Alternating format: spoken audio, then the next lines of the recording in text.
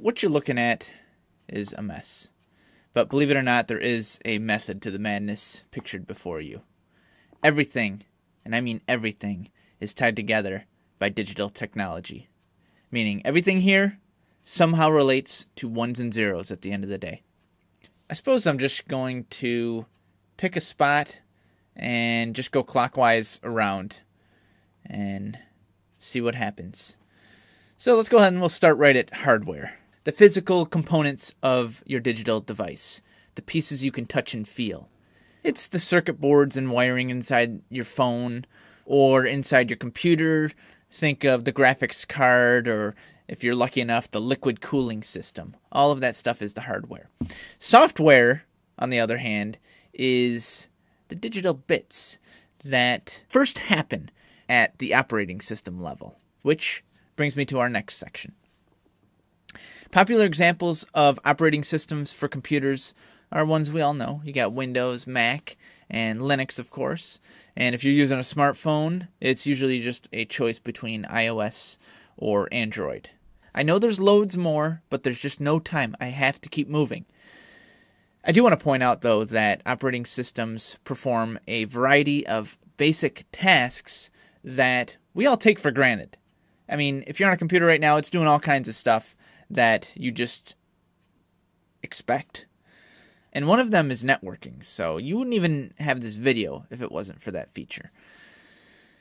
And with that, we rotate. Networking is obviously a big field. Everyone knows the massive network of networks called the internet.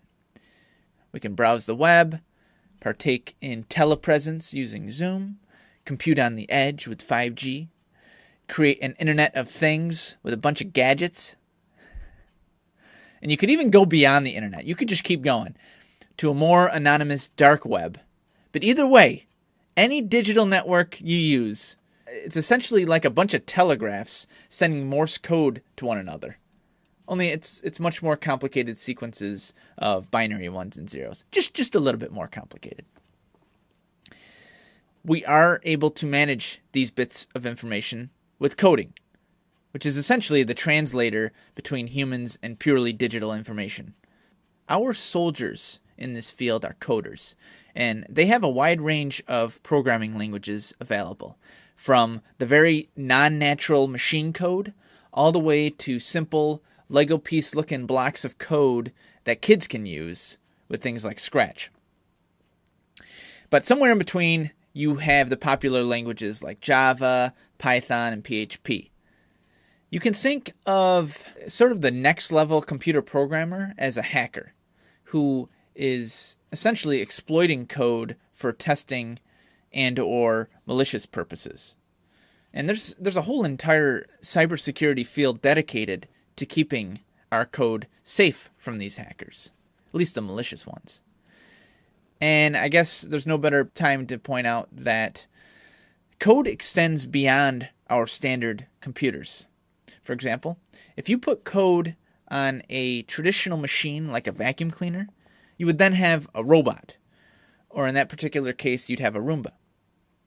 In a different but related way, if regular code becomes complex enough, it can even begin to start to understand its own environment.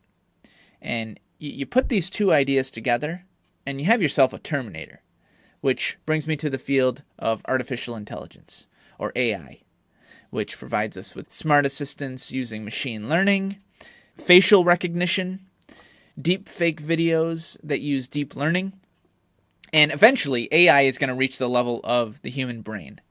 But I don't want to get ahead of myself.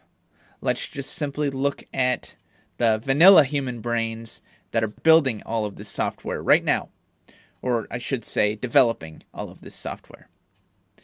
We move on to development, which there are many, many pieces of development. Coding is just one of them. And to break down the field of development, I broke it into three major branches. The first being web development, which consists of making online content, whether it is web apps or web pages. There's a wide range of jobs one can do in this field, from the front-end design of a site using a so-called WYSIWYG like Wix, or content management system like WordPress, all the way to developing the back-end data structure of a server with a language like SQL, which totally sounds like a ton of fun. The point of it all is usually some version of information exchange.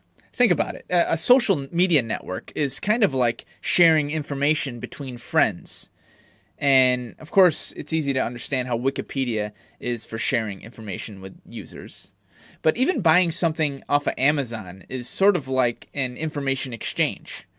In practice, Amazon is more of a tool than anything else. And there's plenty of tools out there. They come in all shapes and sizes. They come online and offline. You can buy or sell from an e-commerce site, use Google to search pages, write documents with Word, organize music on iTunes, watch videos on VLC, and so on. And you can see that we've already started to move into our second branch of development, which is app development. Now, to develop apps, usually a person or team uses what's called an integrated development environment, or IDE, but there's many different options for creating apps.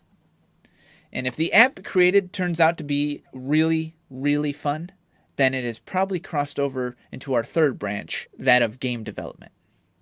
And in that particular case, the developer is probably using a game engine like Unity to do it. Video games are fun, and they're very entertaining. So we're just going to keep moving. I know I'm flying through all these branches here, but we're moving into the entertainment field, which I broke into two parts. Interactive, where the user is actively partaking in the game or tool, and streaming, which represents audio content like Pandora, video content like Netflix, or even gaming content like Stadia now, all streaming to your digital device. And the artists who provide this sort of content are creative. But to be fair, creativity is involved in pretty much all of these branches that I'm talking about. But I did want to highlight how there's a specific creative design world that exists in the digital technology world, and it is tied to the idea of design. So we'll start off with the idea of image manipulation, where you could partake in raster photo editing with Photoshop, or something like vector graphic design with Illustrator. The next level, I suppose, would be if you took a bunch of these images and put them in a sequence and have yourself an animation, which is, of course, when graphics give the illusion of movement. You have stop motion, frame by frame, vector, rotoscope like the movie Waking Life. But these animation styles assume 2 dimensions, and I want to go one more, which brings me to 3D design. 3D design covers many fields, from 3D printing and video game graphics to physics simulations, visual effects, and CGI like Toy Story. And obviously Toy Story moves us into the audio-video world, because how else are you going to experience that masterpiece? Video is obviously a massive field, and we have many different software tools available to edit video and do other video tasks.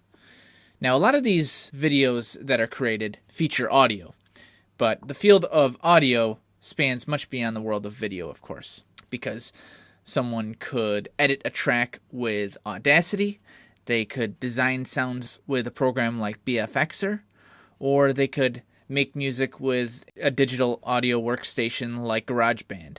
But if you wanted to go the next step, and say you wanted to record your analog electric guitar instrument into your digital device, you're going to need some sort of digital equipment to do that. With this very elegant transition, we move over to equipment.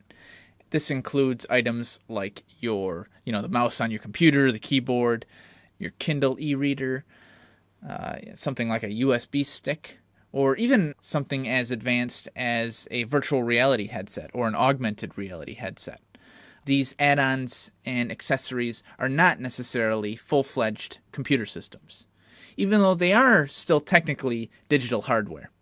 And with that, we've made it full circle, all the way back to the beginning. It feels good. I will have this map available to you, so check the description if you want it. And I think that's enough for right now. So until next time, have a good one.